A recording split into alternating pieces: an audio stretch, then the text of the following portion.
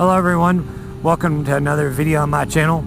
I am Marshall3498. My channel consists of rider advice, gear review, some of my gear I have, a few bike reviews that I have on there, some scenic places that are local to me that I've ridden to, a few drone videos on my DJI Phantom 3 Professional of some scenic places around my area.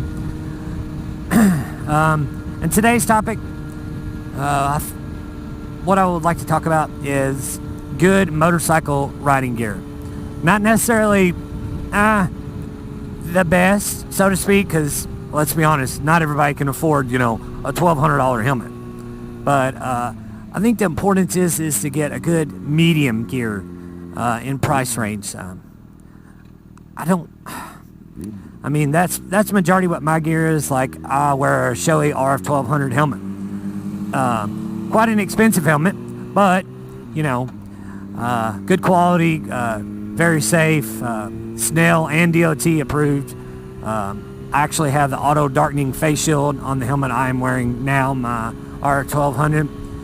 If any of you are on the fence about spending quite a bit chunk of change on a RF 1200 shield, if you already have one, if you live in a state like I do in East Tennessee and Tri-Cities area that's sunny a lot when the weather's nice, it's pretty nice. I've had it now for about 3 or 4 months and works well. Doesn't quite get dark enough. I'd like to be a little bit darker, but in the same sense, it's good that it's not much darker, because that way as it changes and as you really get in the shade, it doesn't it's not so dark before it starts changing that you can't see road debris for hazards in the roadway. But just stuff like that, like my helmet that I'm wearing, just good motorcycle gear. Not necessarily you have to buy the best in the world, but say good medium level price range. What's reachable to most working people to afford. Of course, there's some people who might make excess of $100,000 a year US, and if you do, awesome, great for you. You can afford $1,200 helmets and stuff. I see no problem in spending that if you can, if that's in your budget to spend, because I'm a firm believer that good riding gear will one day save your life. May not necessarily save broken bones, but a broken bone is not near as bad as having skin grafts from road rash. Never experienced that myself, but I don't really want to. That doesn't sound like a lot of fun. But just good medium level gear. Like, I wear Alpine Stars MX3s when I'm riding on the weekend. Not a really super expensive boot, but it is C approved, level 1. A good mid-height boot. I can wear these all day long and doesn't bother me. As far as discomfort, they're not the most fun to walk around in, but if I'm just riding, like touring and stuff, and out for a nice ride on a nice day like I am today, awesome boot for that.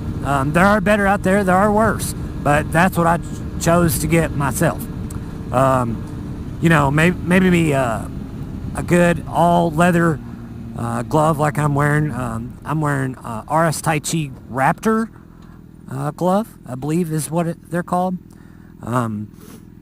They weren't too bad. They are still a shorty, but they're full leather front and back, hard knuckles. But I don't know if that camera picked it up well, but a good all-around glove for what it is. I think they were a little north of $100, something like that, maybe $120. Not cheap, but definitely not the most expensive. As of my point, I wear RS Tai Chi Core 1 is the exact word of the leather coat I am wearing. It is the Perth version, because the Tennessee summers where I live do get rather warm.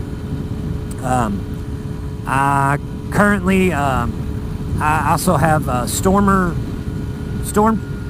I believe they are a over your undergarment garment that have CE level 1 hip protector pads in there. They're quite comfortable. They're that kind of mesh breathable stuff.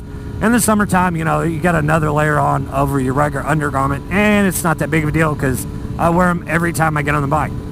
I do have a better pair of riding pants coming in the mail. Haven't received those yet, so I can't do a review on those. But I'm wearing AVG Sport pants. They come with a thermal liner. They come with a thermal liner, windbreaking liner, and they've got sea level 1 knee protection in them, and stretch panels above the knees for comfort. I think they're fairly expensive. That was the first pair of riding pants that I purchased. I think they're only like $130 or something like that. Of course, price varies where you get them and stuff like that. But not the greatest pair of pants in the world. But I have purchased some Dainese D-Dry pants. I believe that's the name of them. They were quite expensive for a pair of textile pants. I think they were like $352 or something like that. But they're a 4-season pant. Have a big thigh open vent that zips away and has a big mesh lining behind it. So I believe those are 1000D textile, and the impact areas are 750, something like that. Don't quote me on that one. I'm not real sure. But if any of y'all would like, leave a comment below if you'd like to know more about those pants. That's another 4-season pants like the one I'm wearing now. The one I'm wearing now, they actually have a thigh vent on the front of the thigh and on the back, so you get an intake and an exit. So they work pretty well for what they are. I don't know how they're good doing a slide. I certainly don't want to test them, but it is still better than wearing blue jeans that shutty stow that only last a quarter of a second when you fall, depending on, I don't know what speed that sets it at, but supposedly when you fall, you know, they don't do well as far as blue jean goes. Another option that I've looked into myself personally is, for those of you who may be watching this and don't really have any riding pants yet, there's riding jeans now that seem to do well. Of course, there's, you know, you can spend quite a bit of money on those as well, like other stuff. Really, car, can you get in your lane? Anyways, sorry about that. Off topic. That's another option that I've looked into myself, just where I commute back and forth to work so much, and I always just wear blue jeans. That's another option I've looked into. One that I've looked into that seems to have the best of both worlds, because riding jeans, so to speak, the good ones with like Kevlar backlined and stuff, I've wore some Kevlar like sleeves, you know, just that go from they just cover your forearms at the place I work at when working with a lot of sheet metal and stuff, and they're really hot even in an indoor air conditioned, climate controlled place. But you know, everybody's got their choices, and whatever choice you make on riding jeans is up to you. But the one that I've in particular looked into is Bullet. Not real sure how where they're really made at or anything, but I do have some information if any of y'all are interested at this point and still watching this about them.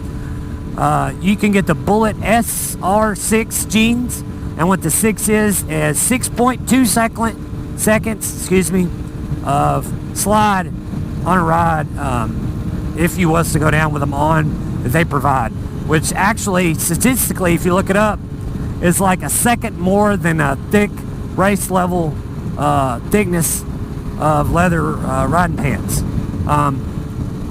And they're actually not too expensive.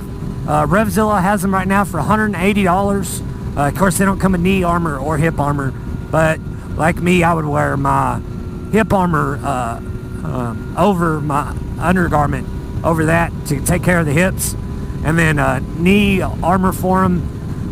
They do have a C level 1 and a 2, but I'm not real sure on the pricing on that. I think they're like $40 or $50, but $40 or $50 is, in my opinion, cheap insurance to maybe protect your knee. You know, last thing you want to do is shatter a kneecap. I don't know how good all the C stuff is, but it couldn't hurt to, you know, potentially save your hide one day. So on that, that's all my riding gear that I wear. If anybody's interested in anything, got any questions, leave a comment below in the comment box. I do my best to help you out.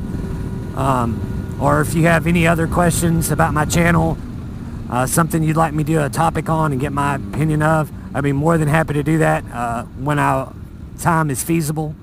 But on that, guys, I guess that's about all I got for today's vlog. And once again, if you haven't already, please subscribe, smash the like button, and share. It really helps me out a lot to really want to grow my channel to 100 subs this 2017 riding season. So on that, guys, that's all I got, and we'll see you on the next one. See you.